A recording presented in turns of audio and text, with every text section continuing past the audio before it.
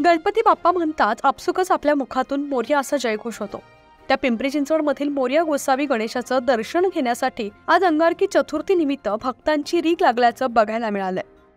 मोरया गोसावींचं हे मंदिर अत्यंत पुरातन आहे आणि या ठिकाणच्या गणेशाला बोललेला नवस पूर्ण होतोच अशी भाविकांची श्रद्धा आहे।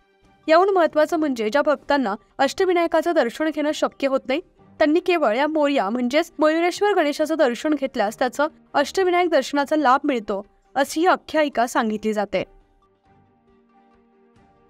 मंगळवारी अन्य दिवशी येत असतात आणि भाविकांची श्रद्धा आहे की मोरया गोसावी महाराजांना नवस केल्याने हा नवस पूर्ण होतो।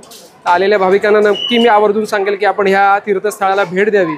या ठिकाणी छत्रपती शिवाजी महाराज, संभाजी महाराज, बाजीराव पेशवे व अन्य त्या काळाची सरदार मंडळी अनेक वेळा येऊन गेले व नवस केल्याचे पुरातन कागदांमध्ये उल्लेख आढळतात।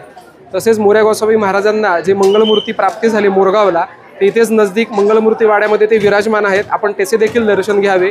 या चिंचवडच्या एका स्थानाचे दर्शन घेतल्याने अष्टविनायकाची यात्रा केल्याचे पुण्य लाभते अशी सर्व भाविकांची श्रद्धा आहे। तर आपण नक्की या ठिकाणाला भेट द्यावी असे मी आपणास नक्की आवर्जून सांगतो। गणपती बाप्पा मोरया हा सातत्याने वाढतो आहे। ही चतुर्थीच असं नाही तर आठवड्यातले 1-2 दिवस वगळता गुरुवार, शनिवार, मंगळवार, रविवार मोठ्या प्रमाणावर या ठिकाणी गर्दी असते।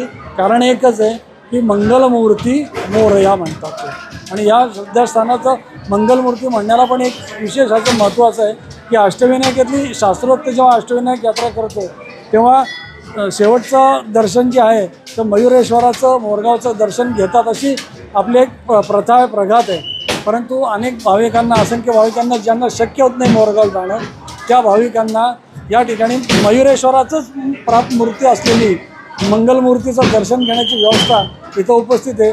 त्यामुळे देखील अष्टविनायक यात्रेची पूर्तता देखील असंख्य भाविक, लाखो भाविक या ठिकाणी मोरयाच्या दर्शनाने करत असतात।